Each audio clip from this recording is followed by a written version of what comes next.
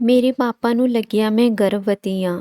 ਬਦਨਾਮੀ ਦੇ ਡਰ ਤੋਂ ਪਾਪਾ ਨੇ ਮੇਰਾ ਵਿਆਹ ਨੌਕਰ ਨਾਲ ਕਰਵਾ ਦਿੱਤਾ।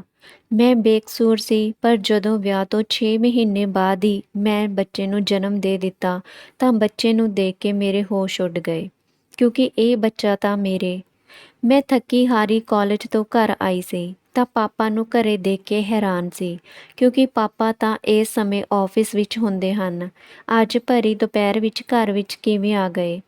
ਗਰਮੀ ਤੇ ਪਸੀਨੇ ਕਰਕੇ ਮੇਰੀ ਹਾਲਤ ਬਹੁਤ ਖਰਾਬ ਸੀ। ਪਾਪਾ ਨੇ ਮੈਨੂੰ ਗਹਿਰੀ ਨਜ਼ਰ ਨਾਲ ਦੇਖਿਆ ਤੇ ਮੈਨੂੰ ਦੇਖਦੇ ਹੀ ਬਹੁਤ ਅਜੀਬ ਲਫ਼ਜ਼ਾਂ ਨਾਲ ਪੁੱਛਣ ਲੱਗੇ, ਕਵਿਤਾ, ਅੱਜ ਕਾਲਜ ਤੋਂ ਆਉਣ ਵਿੱਚ ਇੰਨੀ ਦੇਰ ਕਿਉਂ ਹੋ ਗਈ? ਮੈਂ ਦੱਸਿਆ ਕਿ ਅੱਜ ਕਾਲਜ ਵਿੱਚ ਐਕਸਟਰਾ ਕਲਾਸ ਸੀ, ਇਸ ਲਈ ਮੈਨੂੰ ਘਰ ਆਉਣ ਵਿੱਚ ਦੇਰ ਹੋ ਗਈ। ਪਾਪਾ ਨੇ ਸਿਰ ਤੋਂ ਪੈਰਾਂ ਤੱਕ ਮੈਨੂੰ ਦੇਖਿਆ ਤੇ ਕਹਿਣ ਲੱਗੇ, ਬਸ ਇੰਨੀ ਗੱਲ। ਮੈਨੂੰ ਉਹਨਾਂ ਦਾ ਇਸ ਤਰ੍ਹਾਂ ਪੁੱਛਣ ਦਾ ਅੰਦਾਜ਼ ਬਿਲਕੁਲ ਚੰਗਾ ਨਾ ਲੱਗਿਆ, ਪਰ ਇਹ ਕੋਈ ਨਵੀਂ ਗੱਲ ਨਹੀਂ ਸੀ। ਕਈ ਸਾਲਾਂ ਤੋਂ ਮੈਂ ਉਹਨਾਂ ਦੇ ਇਸ ਰਵੱਈਏ ਤੋਂ ਪਰੇਸ਼ਾਨ ਸੀ। ਪਾਪਾ ਨੂੰ ਮੇਰੀਆਂ ਗੱਲਾਂ 'ਤੇ ਬਹੁਤ ਘੱਟ ਯਕੀਨ ਹੁੰਦਾ ਸੀ। ਉਹ ਇਸ ਤਰ੍ਹਾਂ ਸਵਾਲ ਕਰਦੇ ਜਿਵੇਂ ਮੈਂ ਉਹਨਾਂ ਤੋਂ ਕੁਝ ਛੁਪਾ ਰਹੀ ਹੋਵਾਂ। ਮੈਂ ਕਿਹਾ, ਪਾਪਾ, ਬਸ ਇੰਨੀ ਗੱਲ ਕੀ ਹੈ, ਡਰਾਈਵਰ ਮੇਰੇ ਨਾਲ ਹੁੰਦਾ ਹੈ, ਤੁਸੀਂ ਚਾਹੇ ਉਸ ਨੂੰ ਪੁੱਛ ਸਕਦੇ ਹੋ। ਮੈਨੂੰ ਕਾਲਜ ਛੱਡਣ ਵਾਲਾ ਤੇ ਲਿਆਉਣ ਵਾਲਾ ਡਰਾਈਵਰ ਸੀ, ਜੋ ਕਿ 24 ਸਾਲ ਦਾ ਇੱਕ ਜਵਾਨ ਮੁੰਡਾ ਹੈ। ਉਸ ਦਾ ਨਾਮ ਰਵੀ ਆ, ਪਰ ਪਾਪਾ ਨੂੰ ਉਸ ਉੱਤੇ ਬਹੁਤ ਭਰੋਸਾ ਸੀ। ਪਹਿਲਾਂ ਉਸ ਦਾ ਪਿਓ ਸਾਡੇ ਘਰ ਨੌਕਰੀ ਕਰਦਾ ਸੀ। ਉਹ ਲੋਕ ਬਹੁਤ ਸ਼ਰੀਫ ਸਨ। ਕਾਫੀ ਯਕੀਨ ਦਿਵਾਉਣ ਤੋਂ ਬਾਅਦ ਪਾਪਾ ਨੂੰ ਕਿਸੇ ਤਰ੍ਹਾਂ ਮੇਰੀਆਂ ਗੱਲਾਂ 'ਤੇ ਭਰੋਸਾ ਹੋਇਆ। ਉਹਨਾਂ ਨੇ ਕਿਹਾ, ਠੀਕ ਆ, ਕਮਰੇ ਵਿੱਚ ਜਾ ਕੇ ਫਿਰ ਇਕੱਠੇ ਬੈਠ ਕੇ ਖਾਣਾ ਖਾਂਦੇ ਆ। ਪਾਪਾ ਕਦੇ ਮੇਰੇ ਨਾਲ ਪਿਆਰ ਨਾਲ ਗੱਲ ਨਹੀਂ ਸੀ ਕਰਦੇ, ਹਮੇਸ਼ਾ ਸਖਤੀ ਨਾਲ ਹੀ ਪੇਸ਼ ਆਉਂਦੇ ਸੀ।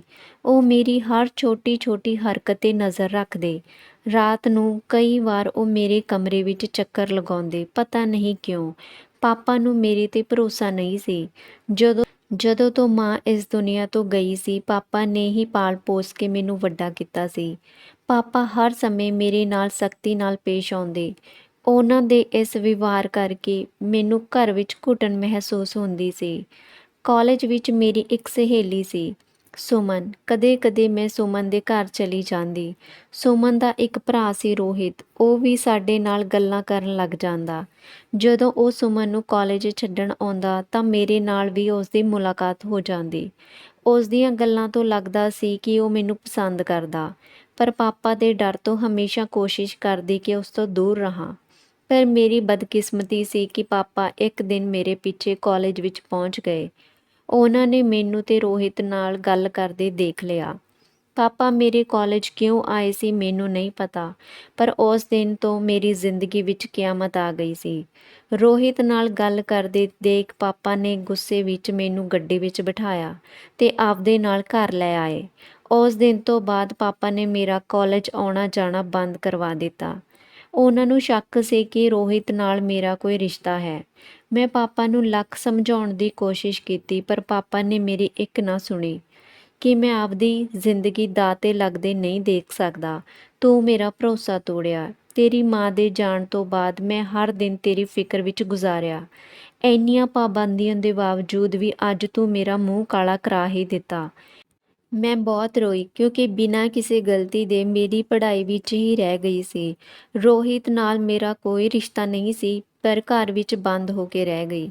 ਸਾਡੇ ਘਰ ਪੈਸੇ ਦੀ ਕੋਈ ਕਮੀ ਨਹੀਂ ਸੀ, ਪਰ ਇੱਕ ਆਜ਼ਾਦੀ ਦੀ ਕਮੀ ਸੀ, ਜਿਸ ਲਈ ਮੈਂ ਤਰਸ ਰਹੀ ਸੀ। ਜਦੋਂ ਮੇਰੇ ਪਾਪਾ ਨੂੰ ਹੀ ਮੇਰੇ 'ਤੇ ਭਰੋਸਾ ਨਹੀਂ ਸੀ ਤਾਂ ਮੈਂ ਹੋਰ ਕਿਸੇ ਤੋਂ ਕੀ ਉਮੀਦ ਕਰਦੀ। ਇੱਕ ਦਿਨ ਮੇਰੇ ਪਾਪਾ ਦੇ ਦੋਸਤ ਸਾਡੇ ਘਰ ਆਏ ਤੇ ਉਹ ਮੈਨੂੰ ਮੇਰੀ ਪੜ੍ਹਾਈ ਬਾਰੇ ਪੁੱਛਣ ਲੱਗੇ ਤੇ ਮੈਂ ਉਹਨਾਂ ਨੂੰ ਸਾਰੀ ਗੱਲ ਦੱਸੀ। ਉਹ ਪਾਪਾ ਦੇ ਪੁਰਾਣੇ ਦੋਸਤ ਸਨ, ਅਕਸਰ ਸਾਡੇ ਘਰ ਆਉਂਦੇ ਜਾਂਦੇ ਸੀ, ਇਸ ਲਈ ਮੈਂ ਸਭ ਕੁਝ ਉਹਨਾਂ ਨੂੰ ਦੱਸ ਦਿੱਤਾ। ਅੰਕਲ ਨੇ ਮੈਨੂੰ ਕਿਹਾ ਕਿ ਤੂੰ ਫਿਕਰ ਨਾ ਕਰ, ਮੈਂ ਤੇਰੇ ਪਾਪਾ ਨਾਲ ਗੱਲ ਕਰਕੇ ਤੇਰੀ ਪੜ੍ਹਾਈ ਚਾਲੂ ਕਰਵਾ ਦਿੰਦਾ ਹਾਂ। ਮੈਨੂੰ ਥੋੜ੍ਹੀ ਤਸੱਲੀ ਹੋਈ, ਕਿਉਂਕਿ ਪਾਪਾ ਅੰਕਲ ਦੀ ਹਰ ਗੱਲ ਸੁਣਦੇ ਸੀ, ਪਰ ਅੰਕਲ ਦੇ ਪਾਪਾ ਨਾਲ ਗੱਲ ਕਰਨ ਤੋਂ ਪਹਿਲਾਂ ਹੀ ਮੇਰੀ ਜ਼ਿੰਦਗੀ ਨੇ ਇੱਕ ਨਵਾਂ ਮੋੜ ਲੈ ਲਿਆ। ਇੱਕ ਦਿਨ ਰਾਤ ਦੇ ਸਮੇਂ ਮੈਂ ਗਹਿਰੀ ਨੀਂਦ ਵਿੱਚ ਸੁੱਤੀ ਸੀ ਕਿ ਮੇਰੇ ਫ਼ੋਨ ਦੀ ਘੰਟੀ ਵੱਜੀ ਤਾਂ ਪਾਪਾ ਨੇ ਮੇਰਾ ਫ਼ੋਨ ਚੁੱਕ ਲਿਆ। ਫ਼ੋਨ 'ਤੇ ਰੋਹਿਤ ਸੀ। ਉਸ ਨੂੰ ਪਤਾ ਚੱਲਿਆ ਸੀ ਕਿ ਉਸ ਦੀ ਵਜ੍ਹਾ ਨਾਲ ਮੇਰੀ ਪੜ੍ਹਾਈ ਛੁੱਟ ਗਈ ਆ। ਉਸ ਨੂੰ ਬੁਰਾ ਲੱਗ ਰਿਹਾ ਸੀ, ਇਸ ਕਰਕੇ ਉਸਨੇ ਫ਼ੋਨ ਕੀਤਾ ਸੀ। ਪਰ ਪਾਪਾ ਨੇ ਇਸ ਦਾ ਵੀ ਗਲਤ ਮਤਲਬ ਕੱਢ ਲਿਆ। ਪਾਪਾ ਨੇ ਮੇਰਾ ਮੋਬਾਈਲ ਵੀ ਖੋਹ ਲਿਆ ਤੇ ਮੈਨੂੰ ਕਮਰੇ ਤੋਂ ਬਾਹਰ ਨਿਕਲਣ ਤੋਂ ਵੀ ਮਨ੍ਹਾ ਕਰ ਦਿੱਤਾ। ਅੰਕਲ ਘਰ ਆਉਂਦੇ ਤਾਂ ਉਹ ਮੈਨੂੰ ਕਮਰੇ ਵਿੱਚ ਮਿਲਣ ਆ ਜਾਂਦੇ। ਉਹ ਮੈਨੂੰ ਕਹਿੰਦੇ ਕਿ ਮੈਂ ਤੇਰੇ ਪਾਪਾ ਨੂੰ ਸਮਝਾਵਾਂਗਾ। ਹਜੇ ਇਹਨਾਂ ਗੱਲਾਂ ਨੂੰ 2 ਦਿਨ ਹੀ ਹੋਏ ਸੀ ਕਿ ਪਾਪਾ ਮੈਨੂੰ ਕਹਿਣ ਲੱਗੇ ਕਿ ਅੱਜ ਤੋਂ ਬਾਅਦ ਤੂੰ ਮੇਰੇ ਕਮਰੇ ਵਿੱਚ ਸੋਇਆ ਕਰੇਂਗੀ। ਪਰ ਮੈਨੂੰ ਇਹ ਗੱਲ ਠੀਕ ਨਹੀਂ ਲੱਗ ਰਹੀ ਸੀ, ਪਰ ਮੇਰੇ ਪਾਪਾ ਦੇ ਡਰ ਤੋਂ ਮਨ੍ਹਾ ਵੀ ਨਹੀਂ ਕਰ ਸਕੀ। ਪਰ ਮੈਂ ਪਾਪਾ ਨੂੰ ਰੋਂਦੇ ਹੋਏ ਕਿਹਾ ਕਿ ਇੱਕ ਵਾਰੀ ਤਾਂ ਆਪਦੀ ਧੀ 'ਤੇ ਯਕੀਨ ਕਰ ਲਵੋ। ਪਰ ਪਾਪਾ ਨੇ ਕਿਹਾ ਕਿ ਜਿੰਨਾ ਭਰੋਸਾ ਕਰਨਾ ਸੀ ਮੈਂ ਕਰ ਲਿਆ। ਉਸ ਦਿਨ ਤੋਂ ਬਾਅਦ ਪਾਪਾ ਦੇ ਕਮਰੇ ਵਿੱਚ ਸੌਣਾ ਸ਼ੁਰੂ ਕਰ ਦਿੱਤਾ। ਮੈਂ ਸਾਰੀ ਰਾਤ ਰੋਂਦੀ ਰਹਿੰਦੀ। ਰਾਤ ਨੂੰ ਨਾ ਸੌਣ ਕਰਕੇ ਮੈਂ ਦਿਨ ਵਿੱਚ ਆਪਦੇ ਕਮਰੇ ਵਿੱਚ ਸੁੱਤੀ ਰਹਿੰਦੀ। ਇੱਕ ਦਿਨ ਅਚਾਨਕ ਮੇਰੀ ਤਬੀਅਤ ਖਰਾਬ ਹੋਣ ਲੱਗੀ ਤੇ ਪਾਪਾ ਨੂੰ ਯਕੀਨ ਹੋ ਗਿਆ ਕਿ ਮੈਂ ਪ੍ਰੈਗਨੈਂਟ ਹਾਂ।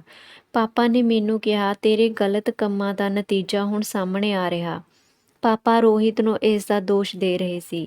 ਤੂੰ ਮੇਰੀ ਇੱਜ਼ਤ ਮਿੱਟੀ ਵਿੱਚ ਮਿਲਾ ਦਿੱਤੀ। ਬਦਨਾਮੀ ਦੇ ਡਰ ਤੋਂ ਮੈਨੂੰ ਹਸਪਤਾਲ ਨਹੀਂ ਲਿਜਾਉਣਾ ਚਾਹੁੰਦੇ ਸੀ ਤੇ ਨਾ ਹੀ ਮੇਰੀਆਂ ਗੱਲਾਂ 'ਤੇ ਯਕੀਨ ਕਰ ਰਹੇ ਸੀ। ਪਾਪਾ ਨੇ ਤੁਰੰਤ ਅੰਕਲ ਨੂੰ ਬੁਲਾ ਲਿਆ ਤੇ ਉਹਨਾਂ ਨੂੰ ਸਾਰੀ ਗੱਲ ਦੱਸੀ। ਮੈਂ ਤਾਂ ਸ਼ਰਮ ਦੇ ਮਾਰੇ ਜ਼ਮੀਨ ਅੰਦਰ ਹੀ ਧੱਸ ਗਈ ਕਿ ਅੰਕਲ ਵੀ ਗੱਲ ਸੁਣ ਕੇ ਪਰੇਸ਼ਾਨ ਹੋ ਗਏ। ਮੈਨੂੰ ਕਹਿਣ ਲੱਗੇ, ਪਹਿਲਾਂ ਤਾਂ ਮੈਂ ਸਮਝਦਾ ਸੀ ਕਿ ਤੇਰੇ ਪਾਪਾ ਨੂੰ ਕੋਈ ਗਲਤਫਹਿਮੀ ਆ। ਤੂੰ ਤਾਂ ਇਸਦੀ ਇੱਜ਼ਤ ਹੀ ਮਿੱਟੀ ਵਿੱਚ ਮਿਲਾ ਦਿੱਤੀ। ਅਜਿਹਾ ਕਰਨ ਤੋਂ ਪਹਿਲਾਂ ਇੱਕ ਵਾਰ ਤਾਂ ਆਪਦੇ ਪਾਪਾ ਵੱਲ ਸੋਚ ਲੈਂਦੀ।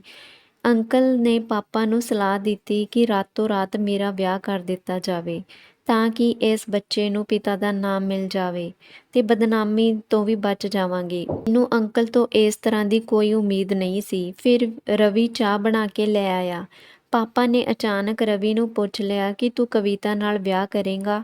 ਪਾਪਾ ਦੀ ਗੱਲ ਸੁਣ ਕੇ ਉਹ ਹੈਰਾਨ ਹੋ ਗਿਆ। ਮੇਰੇ ਤਾਂ ਪੈਰਾਂ ਥੱਲਿਓਂ ਜ਼ਮੀਨ ਹੀ ਖਿਸਕ ਗਈ ਕਿ ਕਿਵੇਂ ਮੇਰੇ ਪਾਪਾ ਮੇਰਾ ਵਿਆਹ ਨੌਕਰ ਨਾਲ ਕਰਵਾ ਸਕਦੇ ਹਨ, ਜਦੋਂ ਕਿ ਮੇਰੀ ਤਾਂ ਕੋਈ ਗਲਤੀ ਵੀ ਨਹੀਂ ਸੀ ਤੇ ਨਾ ਹੀ ਮੈਂ ਪ੍ਰੈਗਨੈਂਟ ਸੀ।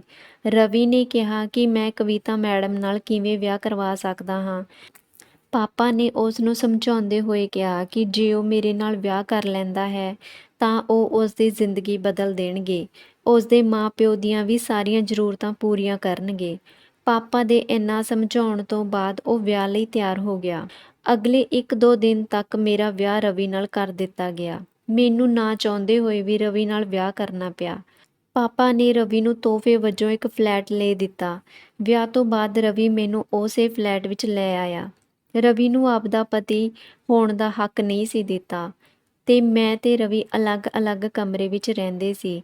ਰਵੀ ਨੂੰ ਮੇਰੇ 'ਤੇ ਕੋਈ ਸ਼ਿਕਾਇਤ ਨਹੀਂ ਸੀ। ਉਹ ਮੈਨੂੰ ਖੁਸ਼ ਰੱਖਣ ਦੀ ਕੋਸ਼ਿਸ਼ ਕਰਨ ਲੱਗਿਆ।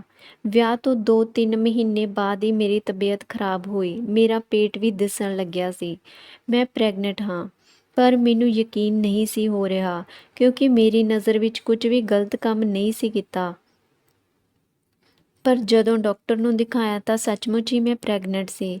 ਜਦੋਂ ਮੈਂ ਕੁਝ ਗਲਤ ਕੀਤਾ ਹੀ ਨਹੀਂ ਸੀ ਤਾਂ ਬੱਚਾ ਮੇਰੇ ਪੇਟ ਵਿੱਚ ਕਿਵੇਂ ਆਇਆ? ਰਵੀ ਮੇਰਾ ਪਹਿਲਾਂ ਤੋਂ ਵੀ ਵੱਧ ਖਿਆਲ ਰੱਖਣ ਲੱਗਿਆ। ਉਹ ਮੈਨੂੰ ਹਰ ਸਮੇਂ ਖੁਸ਼ ਰੱਖਣ ਦੀ ਕੋਸ਼ਿਸ਼ ਕਰਦਾ।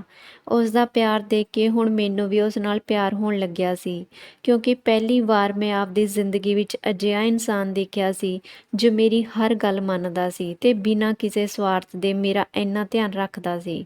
ਉਸ ਨੇ ਕਦੇ ਬੱਚੇ ਬਾਰੇ ਕੋਈ ਸਵਾਲ ਨਹੀਂ ਸੀ ਕੀਤਾ। ਉਹ ਮੈਨੂੰ ਬਹੁਤ ਨੇਕ ਦਿਲ ਇਨਸਾਨ ਲੱਗਦਾ ਸੀ। ਪਰ ਮੈਨੂੰ ਇਹ ਸਮਝ ਨਹੀਂ ਸੀ ਆ ਰਿਹਾ ਮੇਰੇ ਨਾਲ ਅਜਿਹਾ ਕਿਸ ਨੇ ਕੀਤਾ। ਫਿਰ ਮੇਰੀ ਡਿਲੀਵਰੀ ਦਾ ਸਮਾਂ ਆ ਗਿਆ। ਮੈਂ ਇੱਕ ਬੇਟੇ ਨੂੰ ਜਨਮ ਦਿੱਤਾ, ਪਰ ਮੈਂ ਬੱਚੇ ਨੂੰ ਦੇਖਿਆ ਤੱਕ ਨਹੀਂ ਕਿਉਂਕਿ ਉਸ ਬੱਚੇ ਕਰਕੇ ਮੇਰੀ ਜ਼ਿੰਦਗੀ ਬਰਬਾਦ ਹੋ ਗਈ ਸੀ। ਜਦੋਂ ਰਵੀ ਨੇ ਦੇਖਿਆ ਮੈਂ ਬੱਚੇ ਨੂੰ ਨਫ਼ਰਤ ਕਰਦੀ ਹਾਂ ਤੇ ਉਸ ਨੇ ਬੱਚੇ ਨੂੰ ਪਿਆਰ ਨਾਲ ਗੋਦ ਵਿੱਚ ਲਿਆ ਤੇ ਉਹੀ ਉਸ ਬੱਚੇ ਦਾ ਖਿਆਲ ਰੱਖਣ ਲੱਗਿਆ। ਘਰ ਆਉਣ ਤੋਂ ਬਾਅਦ ਵੀ ਉਸਨੇ ਮੇਰਾ ਤੇ ਬੱਚੇ ਦਾ ਪੂਰਾ ਧਿਆਨ ਰੱਖਿਆ। ਮੈਂ ਇੱਕ ਦਿਨ ਉਸ ਨੂੰ ਪੁੱਛ ਹੀ ਲਿਆ ਕਿ ਤੂੰ ਇੱਕ ਨਜਾਇਜ਼ ਬੱਚੇ ਨੂੰ ਇੰਨੇ ਪਿਆਰ ਨਾਲ ਕਿਵੇਂ ਅਪਣਾ ਲਿਆ? ਤੈਨੂੰ ਤਾਂ ਚੰਗੀ ਤਰ੍ਹਾਂ ਪਤਾ ਹੈ ਕਿ ਇਹ ਬੱਚਾ ਤੇਰਾ ਨਹੀਂ। ਕੁਝ ਦੇਰ ਚੁੱਪ ਰਹਿਣ ਤੋਂ ਬਾਅਦ ਉਸਨੇ ਮੈਨੂੰ ਕਿਹਾ ਕਿ ਕਵਿਤਾ, ਤੇਰੇ ਨਾਲ ਜੁੜੀ ਹਰ ਚੀਜ਼ ਮੇਰੀ ਜ਼ਿੰਮੇਵਾਰੀ ਆ, ਮੈਨੂੰ ਬਹੁਤ ਪਿਆਰੀ ਵੀ ਆ। 1 ਮਹੀਨਾ ਹੋ ਗਿਆ ਸੀ ਪਰ ਮੈਂ ਬੱਚੇ ਨੂੰ ਹਜੇ ਤੱਕ ਗੋਦ ਵਿੱਚ ਨਹੀਂ ਚੁੱਕਿਆ ਸੀ। ਰਵੀ ਹੀ ਦਿਨ ਰਾਤ ਉਸ ਦਾ ਖਿਆਲ ਰੱਖਦਾ। ਮੈਂ ਹਮੇਸ਼ਾ ਰੋਂਦੀ ਰਹਿੰਦੀ, ਆਪਣੀ ਬਦਕਿਸਮਤੀ ਨੂੰ ਕੋਸਦੀ ਰਹਿੰਦੀ। ਮੇਰਾ ਇਹ ਹਾਲ ਦੇਖ ਕੇ ਇੱਕ ਦਿਨ ਰਵੀ ਮੇਰੇ ਕੋਲ ਆਇਆ ਤੇ ਕਹਿਣ ਲੱਗਿਆ, ਮੈਥੋਂ ਤੇਰੀ ਹਾਲਤ ਦੇਖੀ ਨਹੀਂ ਜਾਂਦੀ। ਤੂੰ ਜਾਣਨਾ ਚਾਹੁੰਦੀ ਹੈ ਕਿ ਇਹ ਬੱਚਾ ਕਿਸ ਦਾ ਹੈ? ਮੈਂ ਉਸ ਦੇ ਮੂੰਹੋਂ ਇਹ ਗੱਲ ਸੁਣ ਕੇ ਹੈਰਾਨ ਹੁੰਦੀ ਕਿਹਾ, ਹਾਂ ਮੈਂ ਜਾਣਨਾ ਹੈ, ਜਲਦੀ ਦੱਸ ਮੈਨੂੰ। ਉਸ ਨੇ ਮੈਨੂੰ ਕਿਹਾ ਕਿ ਪਹਿਲਾਂ ਵਾਅਦਾ ਕਰ ਕਿ ਤੂੰ ਕਿਸੇ ਨੂੰ ਕੁਝ ਨਹੀਂ ਦੱਸੇਂਗੀ, ਕਿਉਂਕਿ ਇਸ ਦਾ ਬੁਰਾ ਅਸਰ ਬੱਚੇ ਤੇ ਭਵਿੱਖ ਤੇ ਪਵੇਗਾ। ਇਸ ਵਿੱਚ ਇਸ ਮਾਸੂਮ ਦਾ ਕੋਈ ਕਸੂਰ ਨਹੀਂ। ਮੈਂ ਕਿਸੇ ਵੀ ਹਾਲਤ ਵਿੱਚ ਸੱਚ ਜਾਣਨਾ ਚਾਹੁੰਦੀ ਸੀ, ਇਸ ਲਈ ਮੈਂ ਰਵੀ ਨਾਲ ਵਾਅਦਾ ਕਰ ਲਿਆ। ਪਰ ਉਸ ਦੇ ਮੂੰਹੋਂ ਸੱਚ ਸੁਣ ਕੇ ਮੇਰੇ ਤਾਂ ਪੈਰਾਂ ਥੱਲਿਓਂ ਜ਼ਮੀਨ ਖਿਸਕ ਗਈ, ਕਿਉਂਕਿ ਇਸ ਬੱਚੇ ਦਾ ਪਿਓ ਉਹ ਇਨਸਾਨ ਸੀ ਜਿਸ 'ਤੇ ਮੈਂ ਅੱਖਾਂ ਬੰਦ ਕਰਕੇ ਭਰੋਸਾ ਕਰਦੀ ਸੀ। ਮੇਰੇ ਬੱਚੇ ਦਾ ਪਿਓ ਮੇਰਾ ਅੰਕਲ ਸੀ। ਰਵੀ ਨੇ ਦੱਸਿਆ ਕਿ ਇੱਕ ਦਿਨ ਅੰਕਲ ਘਰ ਆਇਆ ਸੀ ਤਾਂ ਰਵੀ ਮੇਰੇ ਲਈ ਚਾਹ ਬਣਾ ਰਿਹਾ ਸੀ, ਤਾਂ ਅੰਕਲ ਨੇ ਕਿਹਾ ਕਿ ਕਵਿਤਾ ਲਈ ਚਾਹ ਮੈਂ ਲੈ ਕੇ ਜਾਂਦਾ ਹਾਂ। ਰਵੀ ਨੂੰ ਉਸ ਨੇ ਕਿਸੇ ਬਹਾਨੇ ਬਾਹਰ ਭੇਜ ਦਿੱਤਾ। ਉਦੋਂ ਮੈਨੂੰ ਯਾਦ ਆਇਆ ਕਿ ਇੱਕ ਦਿਨ ਅੰਕਲ ਮੇਰੇ ਲਈ ਚਾਹ ਲੈ ਕੇ ਆਏ ਸੀ। ਮੈਨੂੰ ਨਹੀਂ ਪਤਾ ਸੀ ਕਿ ਪਿਤਾ ਸਮਾਨ ਉਸ ਇਨਸਾਨ ਦੇ ਦਿਲ ਵਿੱਚ ਪਾਪ ਸੀ। ਮੈਂ ਤਾਂ ਚਾਹ ਪੀ ਕੇ ਸੌਂ ਗਈ, ਸੁੱਤੀ ਨਹੀਂ, ਬੇਹੋਸ਼ ਹੋ ਗਈ ਸੀ। ਜਦੋਂ ਰਵੀ ਆਇਆ ਤਾਂ ਉਸਨੇ ਦੇਖਿਆ ਅੰਕਲ ਸ਼ਰਟ ਦੇ ਬਟਨ ਬੰਦ ਕਰ ਰਿਹਾ ਸੀ ਤੇ ਕਮਰੇ ਵਿੱਚੋਂ ਬਾਹਰ ਆ ਰਿਹਾ ਸੀ। ਉਸ ਦਿਨ ਤੋਂ ਬਾਅਦ ਰਵੀ ਪਾਪਾ ਤੇ ਅੰਕਲ ਦੀਆਂ ਗੱਲਾਂ ਧਿਆਨ ਨਾਲ ਸੁਣਨ ਲੱਗਿਆ। ਅੰਕਲ ਹਮੇਸ਼ਾ ਪਾਪਾ ਨੂੰ ਮੇਰੇ ਖਿਲਾਫ ਭੜਕਾਉਂਦਾ ਸੀ।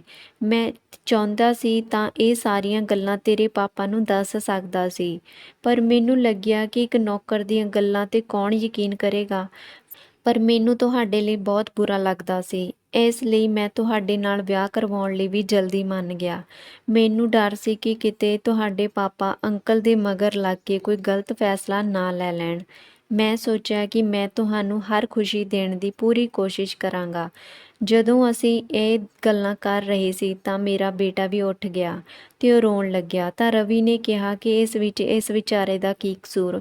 ਉਸ ਨੇ ਜ਼ਬਰਦਸਤੀ ਬੱਚਾ ਮੇਰੀ ਗੋਦ ਵਿੱਚ ਪਾ ਦਿੱਤਾ ਤੇ ਮੇਰੀ ਵੀ ਮਮਤਾ ਜਾਗ ਗਈ। ਮੈਂ ਬੱਚੇ ਨੂੰ ਲੈ ਕੇ ਰੋਣ ਲੱਗੀ। ਮੈਂ ਰਵੀ ਨੂੰ ਕਿਹਾ ਕਿ ਪਾਪਾ ਨੂੰ ਇਹ ਸੱਚ ਪਤਾ ਹੋਣਾ ਚਾਹੀਦਾ ਤਾਂ ਕਿ ਉਹਨਾਂ ਨੂੰ ਵੀ ਪਤਾ ਚੱਲੇ ਕਿ ਗਲਤ ਕੌਣ ਸੀ।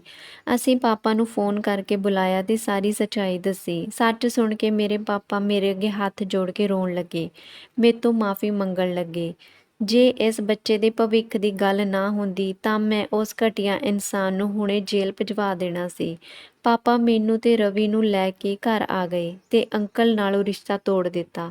ਮੈਂ ਤੇ ਰਵੀ ਨੇ ਫੈਸਲਾ ਕੀਤਾ ਕਿ ਅਸੀਂ ਹਮੇਸ਼ਾ ਆਪਦੇ ਬੱਚੇ 'ਤੇ ਯਕੀਨ ਕਰਾਂਗੇ, ਨਾ ਕਿ ਕਿਸੇ ਗੈਰ 'ਤੇ, ਕਿਉਂਕਿ ਪਾਪਾ ਦੇ ਮੇਰੇ 'ਤੇ ਭਰੋਸਾ ਨਾ ਹੋਣ ਕਰਕੇ ਜੋ ਮੈਨੂੰ ਭੁਗਤਣਾ ਪਿਆ ਉਹ ਸਾਡੇ ਬੱਚੇ ਨੂੰ ਨਾ ਭੁਗਤਣਾ ਪਵੇ। ਅੰਤ ਵਿੱਚ ਇਹੀ ਕਹਿ ਸਕਦੇ ਹਾਂ ਕਿ ਆਪਣੇ ਬੱਚਿਆਂ ਨੂੰ ਸਮਝੋ, ਉਹਨਾਂ 'ਤੇ ਭਰੋਸਾ ਕਰੋ, ਨਾ ਕਿ ਕਿਸੇ ਬਾਹਰ ਵਾਲੇ ਦੀਆਂ ਗੱਲਾਂ ਵਿੱਚ ਆ ਕੇ ਆਪਦੇ ਬੱਚਿਆਂ ਲਈ ਕੋਈ ਅਜਿਹਾ ਫੈਸਲਾ ਲੈ ਲਵੋ ਜੋ ਕਿ ਤੁਹਾਡੇ ਬੱਚਿਆਂ ਦੀ ਜ਼ਿੰਦਗੀ ਬਰਬਾਦ ਕਰ ਦੇਵੇ। ਸਾਡੇ ਚੈਨਲ ਪੰਜਾਬੀ ਆਵਾਜ਼ ਕਹਾਣੀਆਂ ਨੂੰ ਦੇਖਣ ਲਈ ਬਹੁਤ ਬਹੁਤ ਧੰਨਵਾਦ।